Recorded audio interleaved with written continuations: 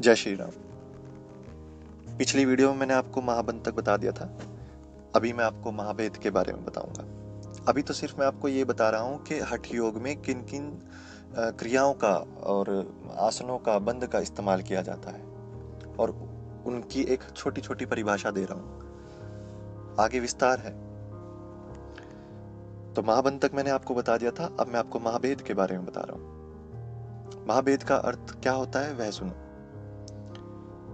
दोनों पैरों को फैलाकर, पैरों को जोड़कर, जैसे हम दोनों पैर फैला लिए, उनको पकड़ना है, पैर सटे रहने चाहिए। उन पकड़ने के बाद पैरों को आपको अब सभी जगह की वायु को बंद करना है। सांस रोक देनी है, अच्छे से लंबे सांस लेके रोक देंगे और नीचे से भी संकुचित करेंगे, जहाँ योनि का जो भाग है बंद लगाना है। उसको महाभेद कहते हैं। इसको करने से एक योगी, एक साधक की जो है धारणा शक्ति बढ़ती है। अब खेचरी मुद्रा के बारे में सुनो। पहले क्या होता था, पहले योगी या साधक क्या करते थे, वो बांस की लकड़ी लेके उस धारीदार बना के उसको, ये जो जीवा और तालू के बीच में एक जो जोड़ है हल्का सा, उसको काट देते थे ताकि जीभ जो है वो लंबी हो जाए। और उनको ऐसा करने में कोई संकोच भी नहीं होता था, क्योंकि खेचरी मुद्रा सबसे महान बताई जाती है और योगी के लिए बहुत अहम है। मैंने आपको पहले भी बताया है कि आसन में सिद्ध आसन, बंध में महाबंध और मुद्रा में खेचरी मुद्रा सर्वोत्तम है। लेकिन जीभ को दूसरे तरीके से भी लंबा किया जा सकता है। मैं जानता हूं आप लोग प्रश्न करेंगे। तो जब हम सुबह उठते हैं तो मुंह खोल के जीभ को जितना हो सके उतना बाहर निकालने का प्रयास करेंगे। उससे जीभ जो है लंबी हो जाती है। शास्त्रों में गले के पीछे जो है एक कूप बताया गया है। कूप मतलब कुआं। इस लंबी जीभ को पीछे मोड़कर उस कूप में डाला जाता है। वो जो छिद्र है, वो जो कूप है, उसको बंद किया जाता है। ऐसा करने से खेचरी मुद्रा हमारी हो जाती है, लग जाती है। ये प्रयास सभी योगी करते हैं। जब खेचरी मुद्रा हो जाती है, इससे जो भी जो बुढ़ापा है, जो मृत्यु है, यम बोलते हैं जैसे जिसे शास्त्रों में, उसका डर नहीं रहता। बुढ़ापा नजदीक नहीं फटकता, मौत पास नहीं आती। तो महाबंध, महाभेद और खेचरी, इसका बहुत अहम किरदार है हठ योग में। हठ योग इन 2-3 वीडियो में आपको इतना गहराई में आपको बता दूंगा, आपको कहीं इधर उधर भटकने की जरूरत नहीं पड़ेगी। हठ योग के साधक को विघ्न करने वाले क्या दोष हैं वो मैं आपको बता रहा हूँ, उन्हें सुनो। उन दोषों को जो है चित्त में से बिल्कुल निकाल देना चाहिए एक साधक को। आलस्य, धूर्तता, किसी भी तंत्र तरह की कोई आप साधन कर रहे हो, जैसे कि मारन, मोहन, वशीकरण, ये सब, कोई भूत प्रेत की विद्या कर रहे हो तो वो भी नहीं करना है। किसी स्त्री के चक्कर में नहीं पड़ना है। ये सब बंधन डालते हैं हठ योग में। इनका बिल्कुल त्याग कर दो। योग करने के लिए अब सबसे पहले तो बहुत सुंदर स्थान ढूंढो। उसमें बहुत बड़े खिड़की दरवाजे नहीं होने चाहिए।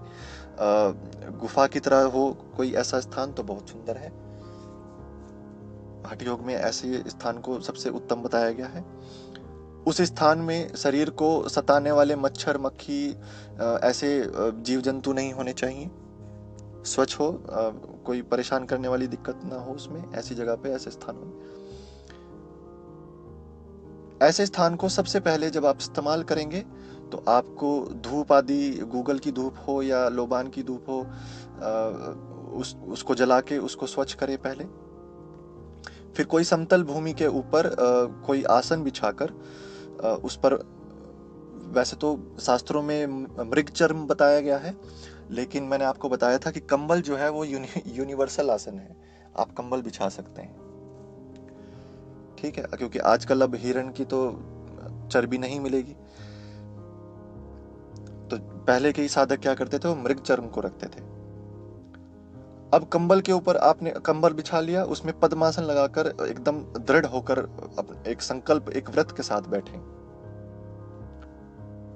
अब दाहिने हाथ से पिंगला नाड़ी को रोकना है। 16 मात्रा हमें गिनते गिनते ईड़ा द्वारा श्वास अंदर ले जाना है, ठीक है। अब ऐसे ही हमको 64 मात्रा तक प्राण को अंदर रोके रहना है और 32 मात्रा तक इसको पूरे करते करते प्राण को बाहर निकालना है। सिर के चारों तरफ घुमाकर एक चुटकी बजाना है। ठीक है, करके देखना एक बार, जैसे मैं बता रहा हूं आपको। चारों तरफ हाथ ले जाकर एक घुमाकर चुटकी बजाना है। इसे एक मात्रा कहते हैं। इस प्रकार 16, 64 और 32 मात्रा तक एक प्राणायाम करने में 4.25 मिनट लगते हैं।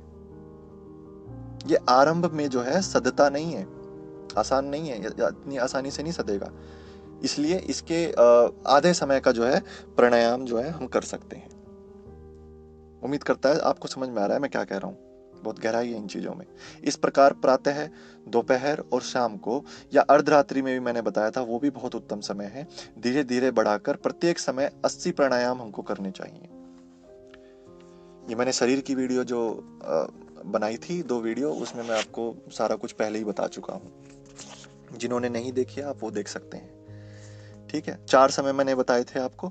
ये हठ योग में भी उन्हीं चारों समय का इस्तेमाल बताया जा रहा है। 3 महीने के अभ्यास से शरीर की सभी नाड़ियां जो हैं वो शुद्ध हो जाती हैं। अब उसके क्या चिन्ह है कि शरीर की नाड़ियां शुद्ध हो गई, वो मैं आपको बता रहा हूं। शरीर में हल्कापन आ जाता है। शरीर का जो तेज है, जो उसकी दीप्ति है, वो बढ़ जाती है। देह जो है वो थोड़ा सा दुर्बल हो जाता है क्योंकि हल्का हो जाता है, भारीपन नहीं रहता। चेहरे पे ही एक ऐसा तेज आता है, शरीर में बहुत ताकत आ जाती है, बुद्धि विकसित हो जाती है, बुद्धि बढ़ जाती है हमारे। ठीक है, तो ये सब कुछ चिन्ह है। जितने भी प्राणायाम साधक हैं जो प्राणायाम का अभ्यास कर रहे हैं, उनको नमकीन, गरम, खट्टा, तेज मिर्च वाला, रूखा सूखा, बासी, ये सब खाना नहीं खाना चाहिए। यह हठ योग में बिल्कुल वर्जित है। आसपास भी नहीं ऐसे खाना हमको होना चाहिए, क्योंकि मन ललचाता है और मन को ही काबू करने का ये योग है। ठीक है, स्त्रियों का संग नहीं करना चाहिए। बहुत सवेरे उठकर स्नान नहीं करना चाहिए। व्रत नहीं रखना चाहिए। ऐसा कोई भी कार्य नहीं करना है जिससे शरीर को कष्ट पहुंचे। तो हठ योग के जितने भी अभ्यासी हैं, जितने भी साधक हैं, इन सब नियमों का पालन करना बहुत आवश्यक है। गेहूं, मूंग, घी, दूध, खीर, यही उसे खाना चाहिए जो भी इसका अभ्यास कर रहे हैं। ऐसी खुराक खाने वाला ही तलवार की धार जैसी तेज मार्ग पर चल सकता है, अन्यथा बिल्कुल भी नहीं।